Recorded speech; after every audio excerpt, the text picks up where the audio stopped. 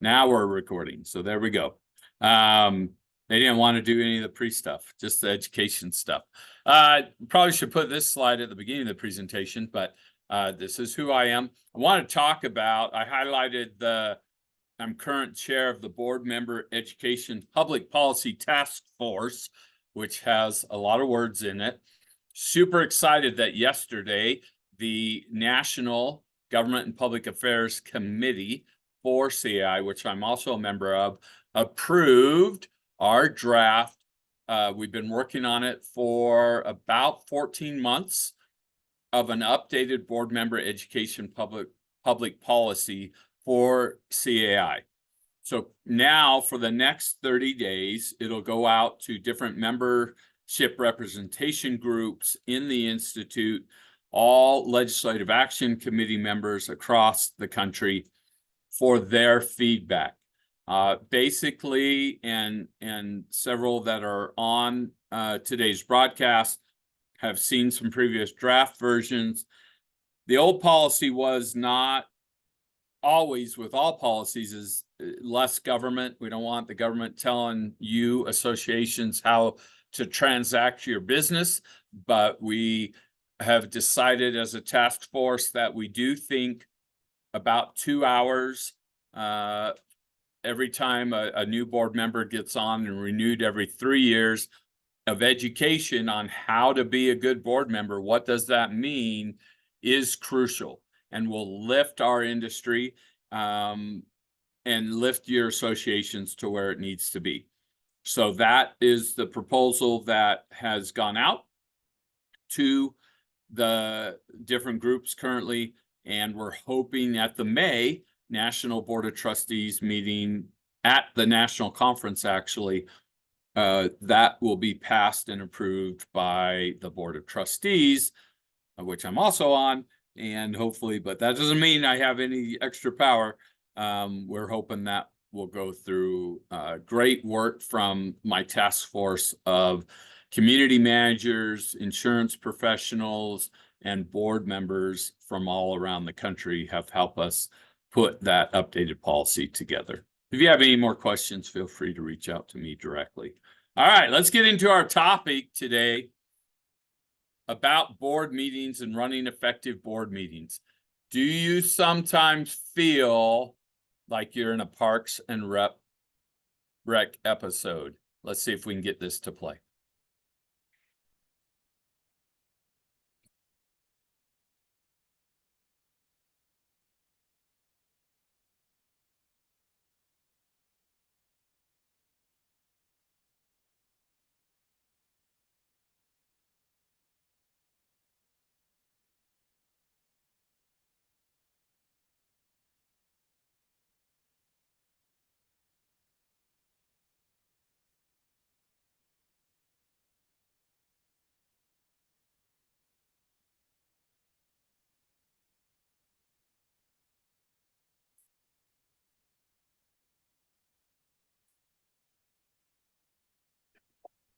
Hey, Michael, it's not sharing your audio, but I think we can see from the meeting how chaotic it is.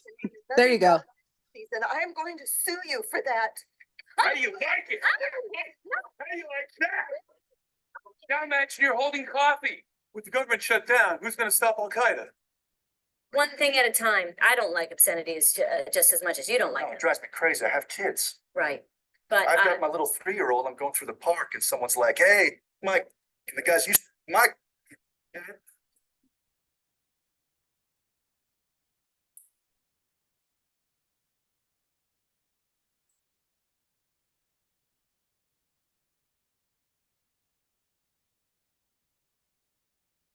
All right, so caring loudly.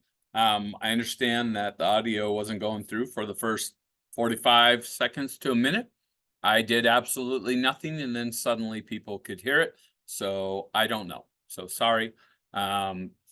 So the hopefully you saw it opens up thinking all the people are coming to the meeting. There's hardly anyone there.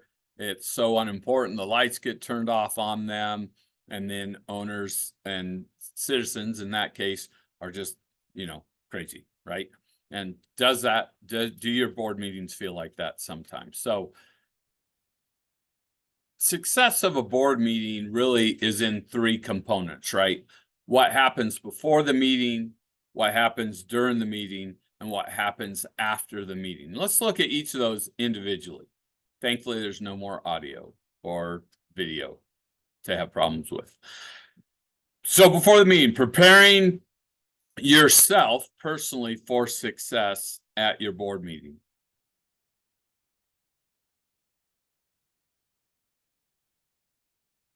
Questions to ask before the meeting.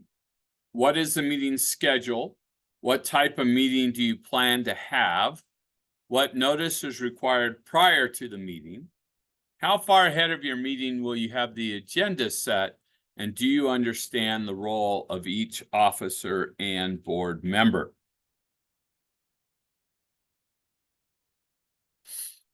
So meeting schedules.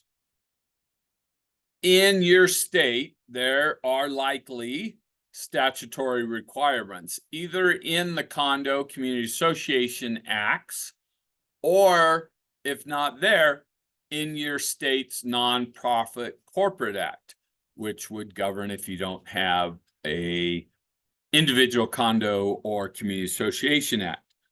So you have to follow the state statute, but almost every state statute I've ever seen, as I've taught and spoke around the country, talks about an established schedule.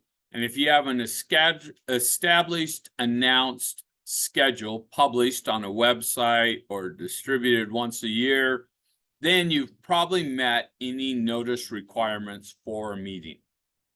Meaning, Utah, for instance, if your meetings are every other month in the odd numbered months, January, March, May, right? And so on the third Thursday at 4 p.m., and that's on your website, everyone knows that's when it is, you don't deviate from that schedule, you've gotten a properly noticed meeting schedule out. Now let's talk about monthly meetings, and heavens forbid if you're meeting more than once a month. Now, sometimes when you're a brand new board and there's a lot of extra work to do, you might be workshopping more than once a month. And that is okay, but you don't want that to go on forever, because then you would get, you risk board member burnout. And then are you just meeting out of habit? We've just always met the third Wednesday night of every month. Well, why? If you don't have business transact, can you do those meetings less frequently? It looks like Linda has a question, and so let's see if I can. Linda, let's see, you should be able to turn your audio on and ask your question.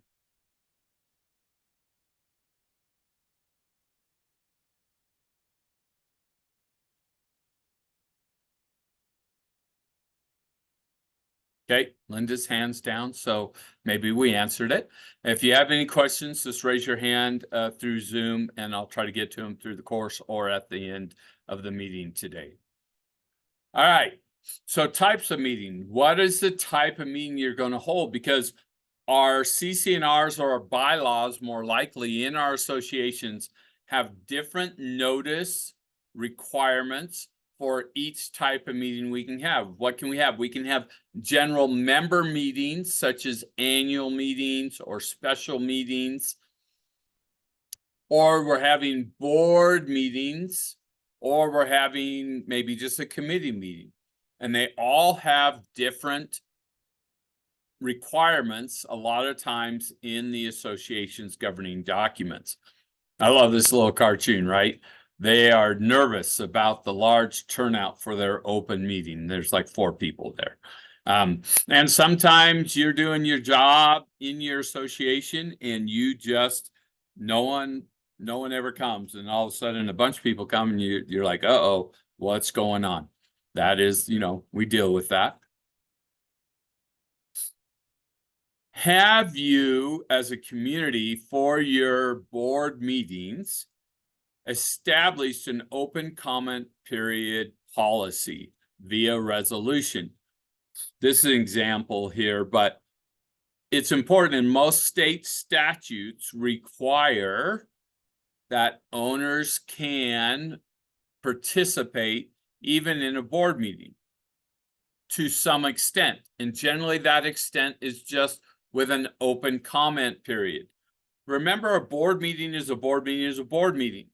It's for the board to conduct and transact and approve and govern business of the association. So you have an agenda of items. That doesn't mean that the general membership not on the board can weigh in and opine on everything the board is doing. So have an owner comment period. Have it at the beginning of the meeting, have it at the end of the meeting, have it whenever you want. But, and most state statutes require it, have an open comment section part of the meeting. So an agenda needs prepared prior to the meeting, at least 48 hours at an absolute minimum, or check your state statutes. Several states have a 1-week requirement. Utah actually has no requirement for the agenda, just the meeting notice of 48 hours. And make sure that all the things that are going to be covered in that meeting are sent out with the agenda that time period before. You as a board member, take the time a day before the meeting to review the agenda and the meeting packet to familiarize yourself with the topics to be discussed and know if there's anything missing or that additional that you need to know before you go to your meeting the next day. Remember that board members have officer roles, and these are the roles with the corporation, with the state, but they do have different parts of the meeting they're responsible for. Of course, the president is the chair and is responsible for making sure that the agenda is kept, the meeting moves timely, and recognizing the different parts of the agenda that need to happen. The vice president's role really is simply, if the president's not there, those things are the vice president's responsibility. Secretary, as I say, anytime I'm asked or any annual meeting I attend, is probably the most important officer position, because this is the person taking the meeting minutes, which are the official record of the association. So it's very important they be taken accurately.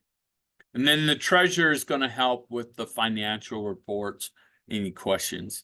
Now we hope that those financial reports, for our clients, are always available on the board member portal. They should be reviewed outside of the meeting. Questions should be asked outside of the meeting so they can be dealt with and make the meeting shorter. And the treasurer is kind of who helps lead that. So during the meeting,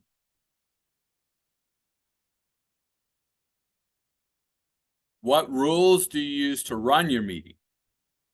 We talked about agenda and minutes. We'll look at them in a little bit more detail. And then what action items come out of the meeting being held. So we talk in this industry about Robert's Rules of Order, and this is a formal way to run business meetings, parliamentary procedure. Most documents require or actually say that an association will use a form of parliamentary procedure. It might even say Robert's Rules of Order. There are more than just Robert's Rules out there. But we are a very casual society these days. And 25 years ago, when we started the HOA Living Companies, I would say 50 to 60% of boards used Robert Rules of Order very strictly. Motions were made and seconded and followed that for how to run the meeting. Now, that's just not the case. And what I recommend for you is do have a casual meeting. Robert's Rules of Order can be intimidating and keep owner participation down. So to keep it up and people interested, run your meeting casually.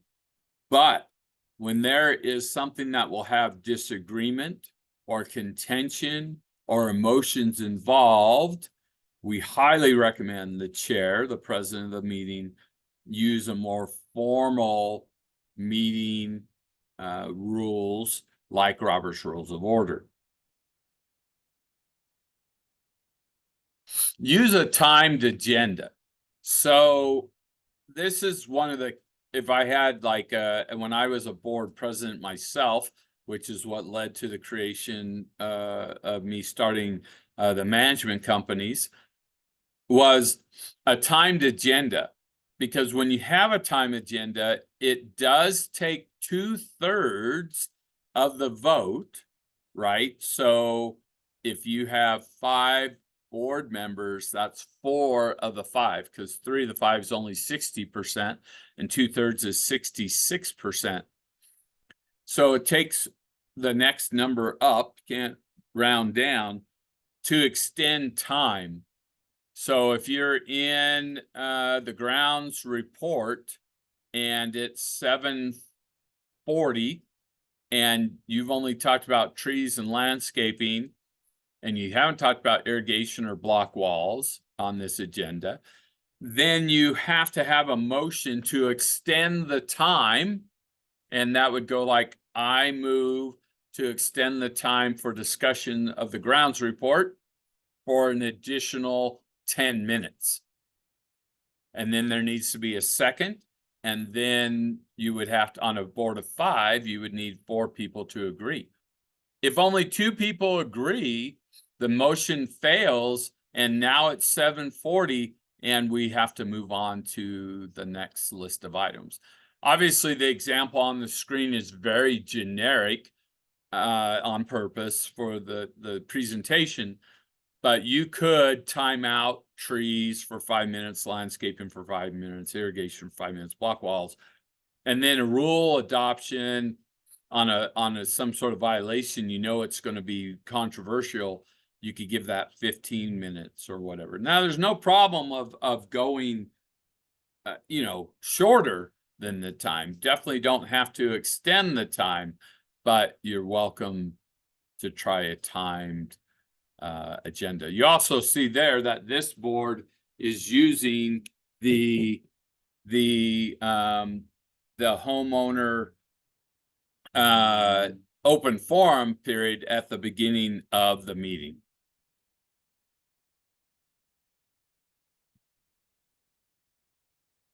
And who can make motions, who can call for a motion? Any board members in a board meeting.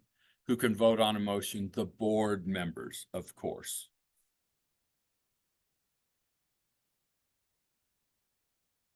And some of the specifics of motions, you're approving or denying. So I make a motion to approve the minutes of our last meeting 3 months ago.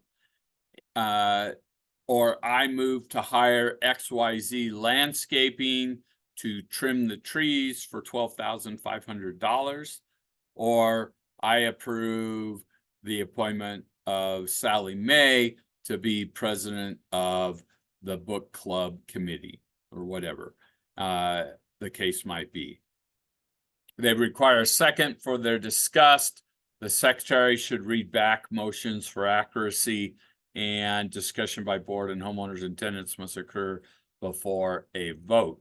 So homeowners would be right only in a general annual meeting, and say you had a clause that required you to get an approval of those in attendance to approve a budget. Most documents and states don't require that, but in an annual meeting, you could say, a motion to approve the budget if it was required, and then homeowners would have the chance to debate. Board things are board things, owner things are owner things, and this gets confused sometimes. Homeowners really have only a couple basic powers in an association. They get to elect or recall board members of the association. And sometimes the documents, if a special assessment is to over a certain threshold, or there's a capital improvement, or there's a loan, maybe sometimes calls for an owner vote, then that's really the only powers a homeowner has. At the annual meeting, even with 500 homeowners there and a board of 5 people, a homeowner cannot make a motion to, I move that we fire the current landscaper immediately. And sometimes when there's mob mentality, someone else yells, I second that. All in favor, say aye. And the whole crowd yells aye.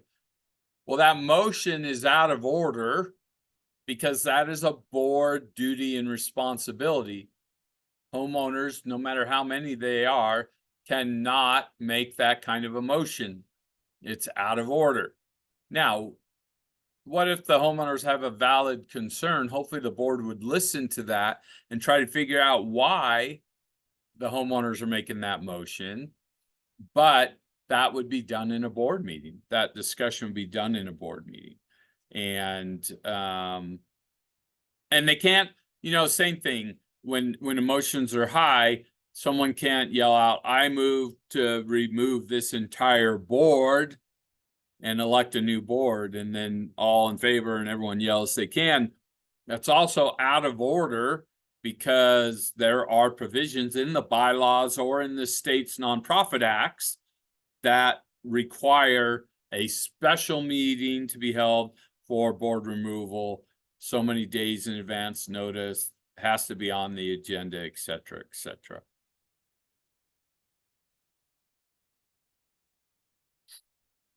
So presidents can call for motion. So chairs, you can say, I'll take a motion to accept the minutes from last meeting.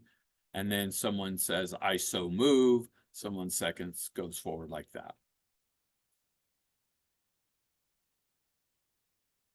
So once again, like I was talking about, secretaries and that important role in the minutes. Now, sometimes they don't want to do the minutes because they think it's a word for word transcription of all the conversations.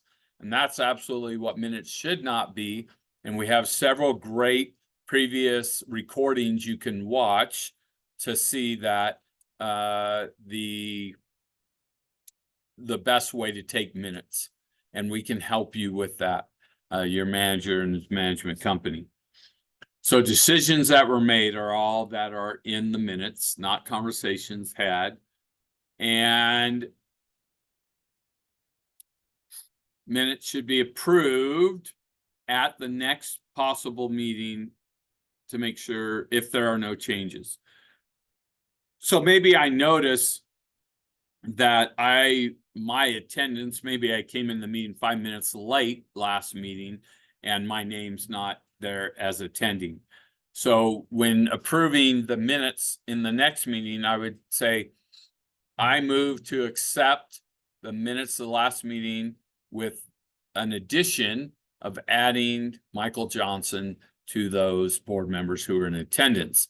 Then the board would approve with that change. Now you have updated minutes, and it's those updated minutes that would be posted after the meeting, as we'll talk about. Now, maybe the most important tool is an action item list. However you want to make that. A lot of software makes those action item lists these days. There's great apps and those kind of things, but these are specific assignments made during the meeting. Who's going to do it, and by when are they going to do it?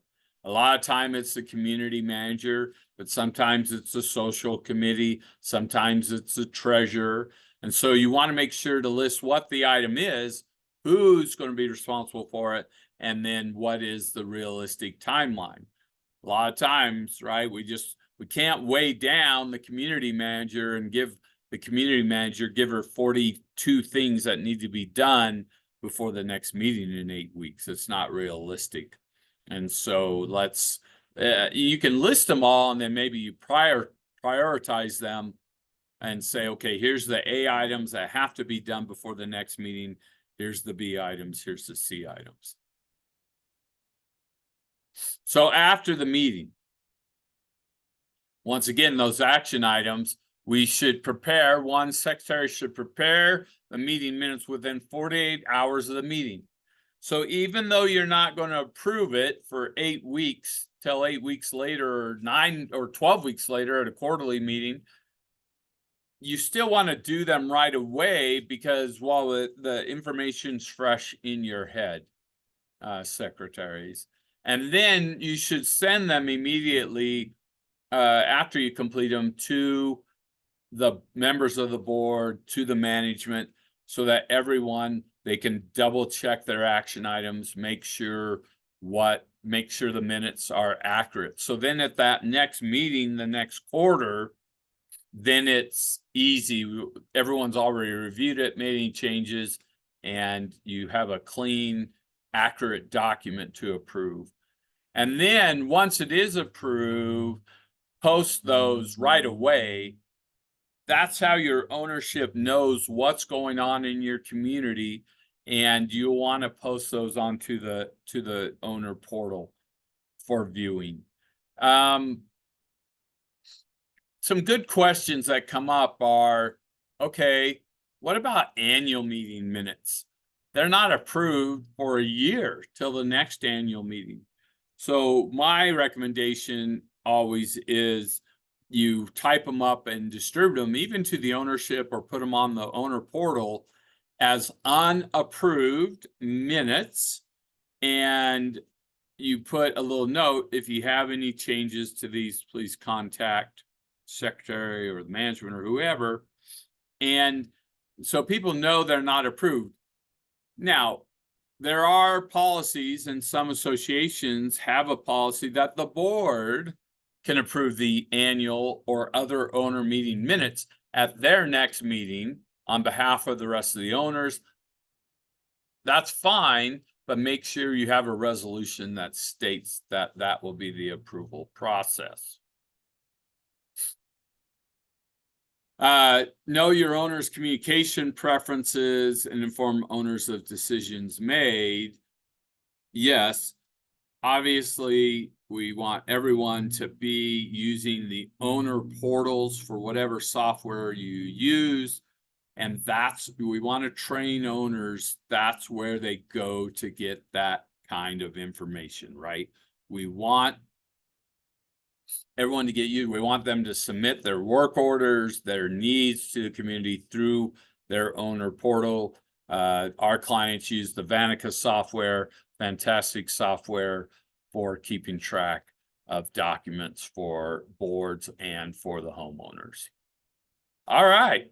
Well, that's the skinny of it, or not skinny of it. Are you scared yet? I hope not. Following these steps will help you have very successful board meeting experiences. Do we have any questions? Wait a second, see if any hands pop up. While we're waiting for those, I'll put up some of highlights of our sponsors, CAM and FCS, Legacies, and HOA Living Minnesota. If you enjoyed today's program, we would love for you to please go on and give a 5-star Google review. All right, Rich has a question, and I have enabled you to speak. It shows you're muted, so unmute yourself and ask your question, Rich. Hey, Michael, enjoyed the series. Thank you.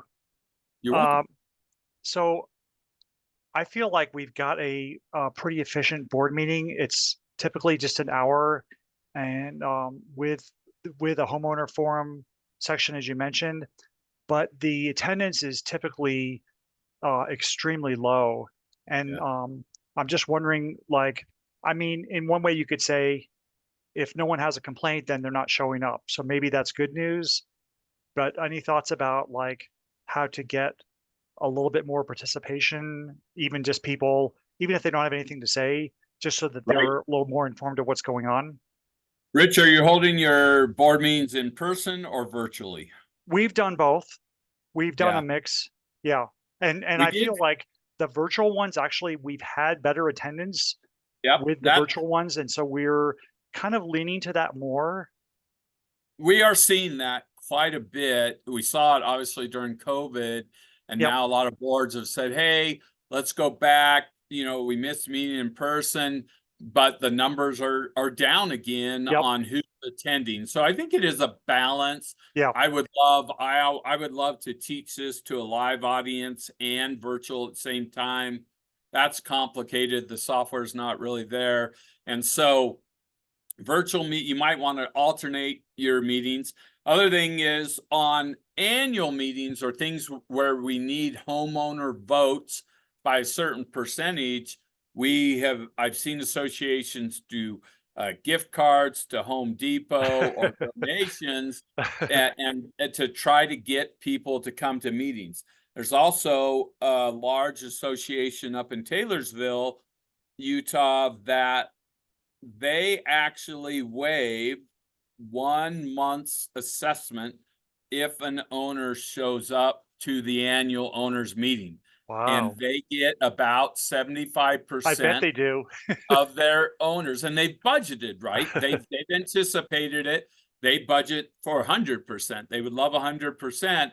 They also set up in the lobby of the middle school auditorium, they set up for the social committee and the grounds committee, they set up little booths for people to sign up and get involved. And so that's one, forced participation, giving them a carrot at the end of the stick has sometimes worked.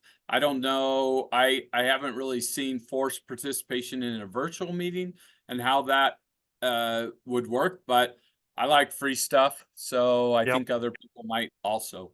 Okay. Thank you. Thank you, Rich. All right, Frankie, I'm going to go ahead and now you should be able to unmute yourself and ask your question. Hi there. I enjoyed the presentation. I would like to be able to get a copy of it. Can we do that? Frankie, very good. See, Frankie's paid to just help me remember to say things I forget to say. So at the HOA Living website, when this video is posted, probably tomorrow or the next day, we will also include a copy of the slides at the website. If you go to YouTube, and there should be a link back to the HOALiving.com website to also get the slides that are prepared as well. So great question. And you can get the slides for all the previous presentations where the videos are kept at HOALiving.com under boards and previous sessions. Okay, super. Thanks. My other comment on that would be, it'd be nice if we could get this basic outline in advance. So as I was taking a million notes. Yeah. Well, Frankie, that would mean I'd have to finish writing it before 2 minutes before we go live on the broadcast. And there's the conundrum right there. Okay. No, that's a great point. Actually, they don't even let me help put them together anymore because that's what always happened. And so I think that's a great idea. And Jessica and our marketing team, let's do that. Let's figure out a basic outline or some sort of note-taking guide that we can have for our participants who register, that they can follow along and take notes. I love that. That's a great suggestion, Frankie. Thank you. Thank you, everyone. Today, I don't see any other hands up. And so if you do have a question that pops into your, I lied. Paul Moore, just a moment. Paul, you should be able to unmute. I'm not sure if you can hear me or not, sir. We can hear you. Okay. Yeah, just we're a brand new community. We're under Legacy's management. We're quite happy with them. But there's a lot of stuff in our governing documents, as put in a question form here, that is really old. It's only, 2-year-old community, but none of the builder rules apply since we're completely built out. I've seen homeowners associations with 4 or 5 pages of documents. We have very long community documents that Yeah, I just think, yeah. I've seen, I know what you're talking about. There's all that declarant builder exceptions, and they have a right to have a model home, and they can put up flags and signs and all those different things. I have Yes. seen communities put together a governing documents committee, when they're in their infancy, their first couple years of existence, and have gone through and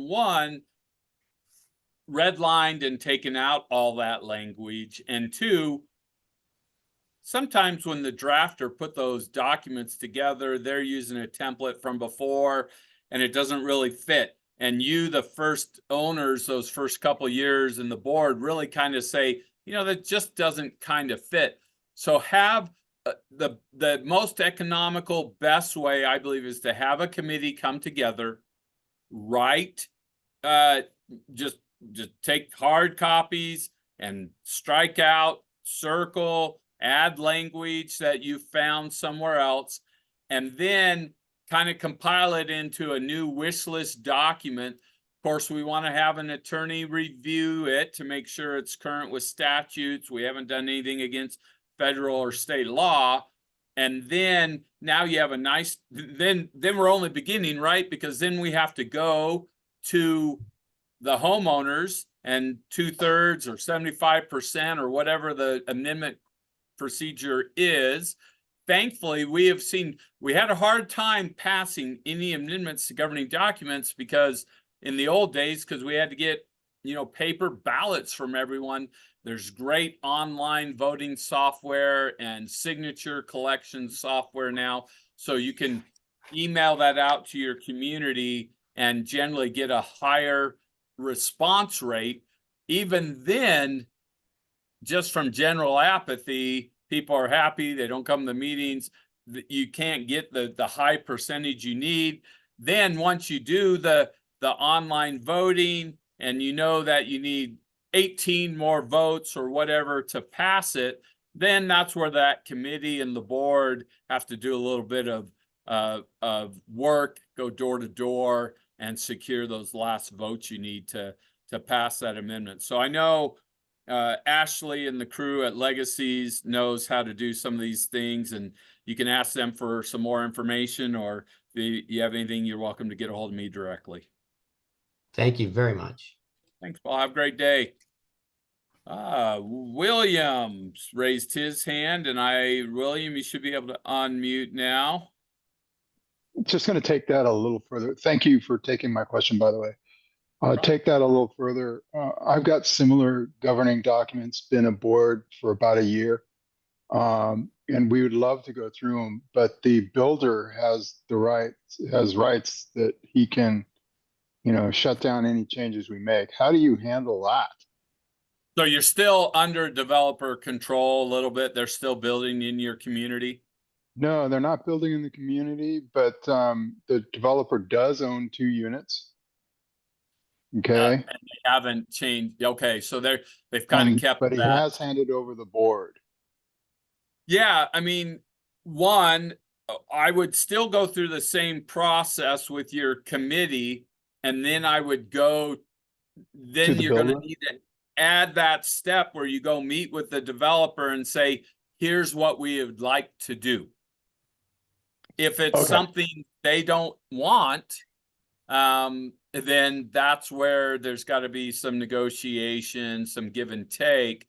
I have seen a lot of documents that have that kind of language, but it also says while the developer has those rights, they can also make any amendments to the document just by recording a new document. therefore not having to go get the 2/3 vote. So maybe you're lucky and have that provision and it actually be easier to get the new set. But the new hurdle, right, is you have to get them to sign off. Okay, understand. Thank you. Thank you. All right. Thank you, everybody. We appreciate your time on this. Where are we? Wednesday, the 21st, a week after Valentine's. If you haven't done something for Valentine's Day, then you are probably in trouble by now. So we will see you next month. Thank you, everyone, for participating. And let us know if you have any questions. We really appreciate you joining us today.